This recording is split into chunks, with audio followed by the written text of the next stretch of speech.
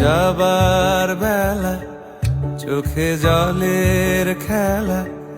বন্ধুগণ, আজকে আমি যাচ্ছি খেরুর খেপি মায়ের বিসর্জন দেখতে। আর আমি জানি আমি ভিডিওটা অনেক দিন পর আপলোড করলাম, আমার চ্যানেলে কিছু ইস্যু চলছিল, তার জন্য আমি কিন্তু ভিডিওটা আপলোড করতে পারিনি। আর খেরুরে এসে আমরা দেখলাম মেয়েদের এখানে ব্যান্ড পার্টি দল এসেছে।